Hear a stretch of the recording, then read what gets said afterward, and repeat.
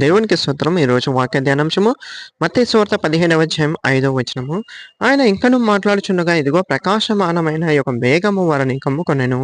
ఇదిగో ఈయన నా ప్రియకుమారుడు, ఈయన యందు నేను ఆనందించుచున్నాను. ఈయన మాట వినుటనే ఒక శబ్దము ఆ మేఘంలో నుండి పుట్టెను. చూడండి, మన దేవాది దేవుడు మాట్లాడే విధానం ఎలా ఉంది అంటే, ఆయన భూమి మీద ఉన్నటువంటి ఏ వస్తువుని కూడా ఆయన వాడుకోలేదు. కానీ ఆయన మాట్లాడిన ప్రతిసారి కూడా చాలా డిఫరెంట్‌గా మాట్లాడుకుంటూ వచ్చారు. చూడండి, మేఘంలో నుంచి ఆయన మాట్లాడుతున్నాడు. ప్రకాశమైనటువంటి ఒక మేఘము వారిని కమ్ముకొనెను. ఈ మేఘాన్ని మనం ఎక్కడ చూస్తున్నామంటే, పాత నిబంధన కాలంలో మోషే సమయంలో సాక్ష్య గుడారము దగ్గర ఈ మేఘం వచ్చి కమ్ముకున్నట్లు, ఆ మహిమ మందిరం అంతా నిండినట్లు మనము చూస్తున్నాము. చూడండి, దానికి సాదృశ్యంగా ఇదే మేఘము యేసుక్రీస్తు ప్రభు దగ్గరకొచ్చి, ఇగ యేసుక్రీస్తు ప్రభుతో పాటు ఉన్న శిష్యులని, యేసుక్రీస్తు ప్రభువుతో మాట్లాడడానికి వచ్చినటువంటి ఆ ఎలీషాలను సైతము కమ్ముకొని ఉన్నది.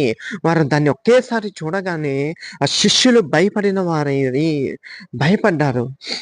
అయితే ఈ మేఘంలో నుంచి దేవాతి దేవుడు ఏం మాట్లాడుతున్నాడు యేసుక్రీస్తు ప్రభు గురించి? ఈయన నా ప్రియ కుమారుడు, ఈయన యందు నేను ఆనందించుచున్నాను. ఆయన మాట వినుడని ఒక శబ్దం ఆ మేఘంలో నుండి పుట్టెను. చూడండి, దేవాతి దేవుడు మాట్లాడుకుంటూ, ఈయన మాట వినుడి. ఎవరి మాట అంటే, నా కుమారుడైన యేసుక్రీస్తు ప్రభు మాట వినుడి. ఇది దేవాతి దేవుడు నియమంగా పెట్టేశాడు, నిబంధనగా పెట్టేశాడు, ఆజ్ఞగా పెట్టేశాడు.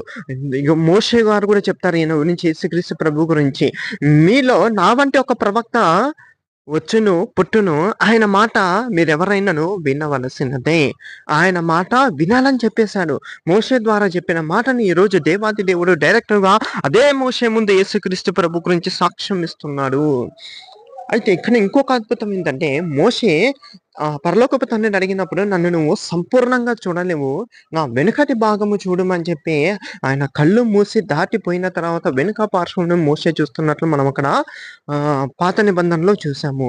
కానీ ఇక్కడైతే ఆయన అడిగిన దానికి జవాబుగా ఆయన సర్వ సంపూర్ణత యేసుక్రీస్తు ప్రభువులో ఉంది కాబట్టి, తిరిగి మోషేని ఆ కొండ మీదకి పంపించి ఆయన ప్రార్థనకి జవాబు దయచేసినట్లుగా కూడా మనం అక్కడ చూస్తున్నాము.